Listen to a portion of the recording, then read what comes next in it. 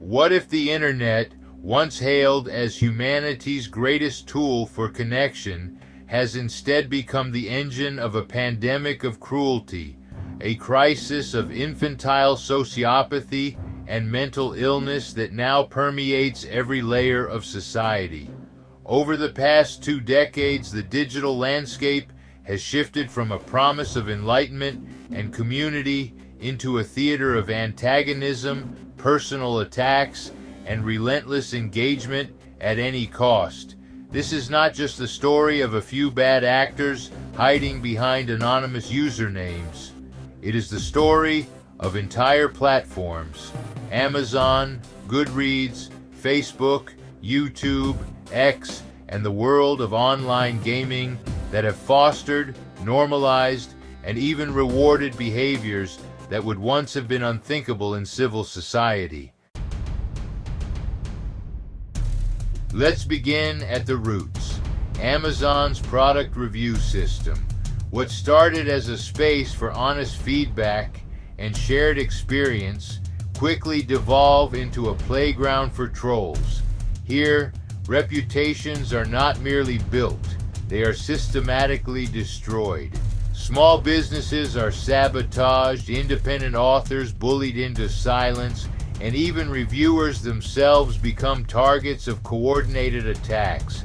The absence of meaningful verification and moderation turned the review system into a weapon, wielded by those who see the internet not as a marketplace of ideas, but as a battlefield where the loudest and most ruthless voices prevail. The now defunct Amazon forums only amplified this antagonism, serving as a command center for orchestrated harassment campaigns, while Q&A and seller feedback sections became battlegrounds for manipulation and abuse. Goodreads, Amazon's sibling platform, inherited this toxic legacy. Once a haven for book lovers and thoughtful discussion, it is now infamous for review bombing, personal attacks on authors, and hostile comment threads that drive away anyone seeking genuine conversation. Moderation is ineffective, and antagonism is the norm. Authors, especially those without powerful publishers, find themselves targeted by coordinated groups intent on destroying their credibility and confidence. Civil users, unwilling to wade through the mire of hostility and abuse, simply leave, abandoning the space to those who thrive on conflict. Then there is Facebook, the social giant whose algorithms have been engineered to reward outrage. Here, the loudest, angriest voices are given pride of place, and trolls exploit this dynamic with surgical precision. Inflammatory content, personal attacks, and misinformation are not just tolerated, they are rewarded with visibility, engagement, and influence. Facebook groups in particular have become echo chambers where trolling and abuse are normalized and moderation is inconsistent at best. The platform's scale and design have made it a central player in the spread of toxic online behaviors, which now spill over into real-world relationships, workplaces, and political discourse. The boundaries between online antagonism and offline incivility have nearly vanished. YouTube has emerged as a major hub for trolling and harassment. Its comment sections and live chats are often overwhelmed by waves of abuse, much of it coordinated in external forums or Discord servers. Popular creators and streamers are frequent targets, facing relentless attacks that can escalate into real-world consequences. YouTube's recommendation algorithms sometimes amplify controversial or inflammatory content, rewarding those who provoke the strongest reactions.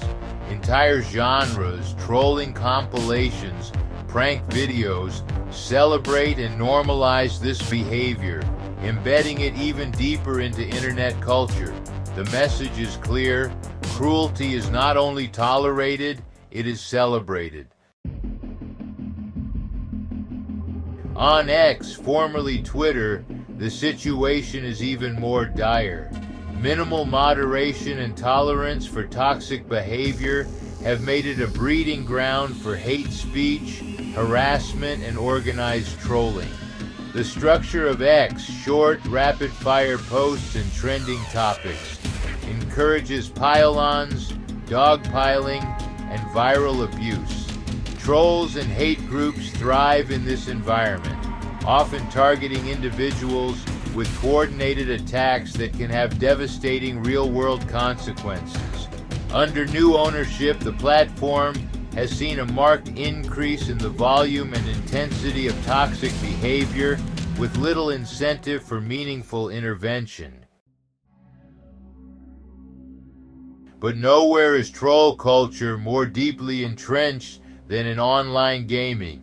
In-game chat, forums, Discord servers, and Facebook groups dedicated to gaming are dominated by trolls or griefers who specialize in ruining the experience for others.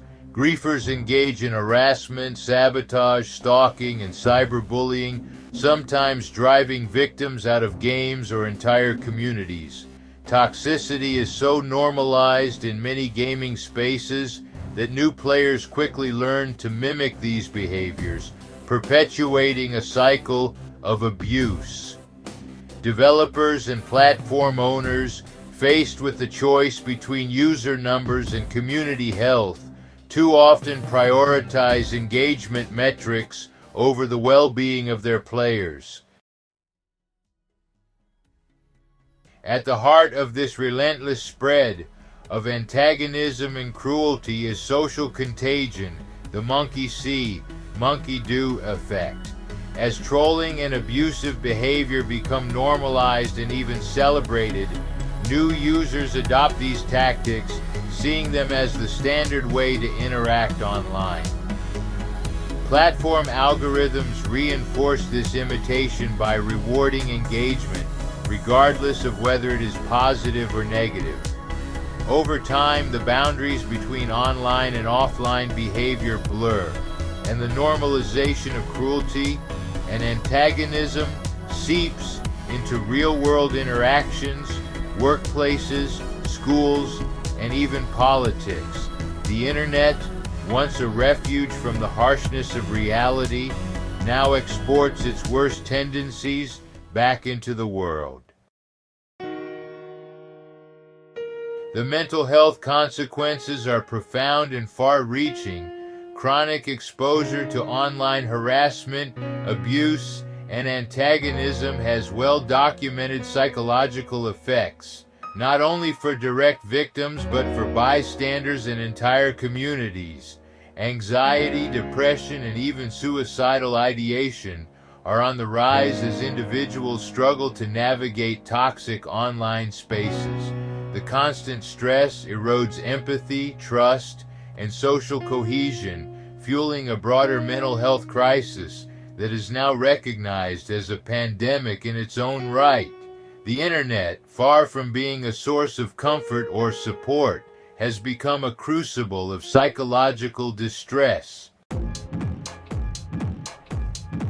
The platforms at the center of this crisis, Amazon, Goodreads, Facebook, YouTube, X, and the gaming world, have all, to varying degrees, prioritized engagement and profit over the health of their communities. By allowing and even encouraging troll behavior, they have created a feedback loop. Trolling drives engagement. Engagement drives profit, and profit incentives discourage meaningful moderation. The result is a culture of infantile sociopathy, deeply entrenched and self-perpetuating. The invasion of everyday life and politics by troll culture is honestly impossible to ignore, Behaviors that were once confined to anonymous internet forums, like personal attacks, name-calling, ridicule, and deliberate provocation, are now routine in workplaces, schools, and public spaces. Disagreements are increasingly treated as opportunities for humiliation rather than reasoned discussion. The erosion of civility is everywhere. Insults and mockery are now commonplace in interactions that would previously have been civil, even among strangers or colleagues. As people witness trolling and abusive behavior online, they are, more likely to adopt these tactics themselves, especially among younger generations raised with social media as a primary mode of communication. Group dynamics online tend to reward the loudest, most provocative voices, shifting the definition of winning an argument from reaching understanding to humiliating the opponent.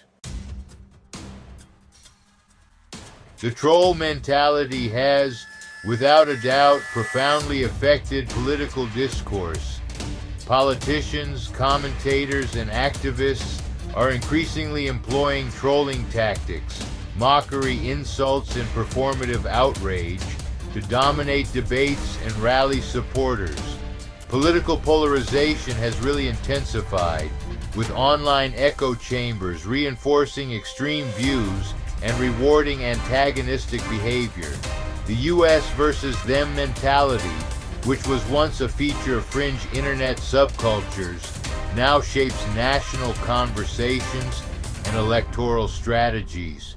Public figures and institutions are quite often targeted by coordinated harassment campaigns, making civil discourse and compromise more difficult. The consequences are real and honestly inescapable. The normalization of antagonism and cruelty online has contributed to rising incivility in everyday life. People are more likely to encounter hostility, harassment, or abuse in public spaces, workplaces, and even within families. The boundaries between online and offline behavior have blurred so completely that trolling tactics are now part of the social fabric, influencing how people interact, resolve conflicts, and perceive those with differing views. The deliberate or negligent nurturing of troll culture by major online platforms has not only caused a pandemic of mental health issues, but has fundamentally transformed the tone and substance of everyday life and politics in the United States. The internet's most influential players, Amazon, Facebook, Goodreads, YouTube, X, and the gaming world, have created a self-perpetuating system where antagonism, cruelty, and infantile sociopathy are normalized, imitated, and rewarded, with consequences that reach far beyond the digital world. If we are to reclaim the promise of the internet as a force for connection and understanding, we must confront the reality of what it has become and demand better from those who shape its future. Follow Adventure Seekers, Paradise for more in-depth explorations of the world's most pressing challenges.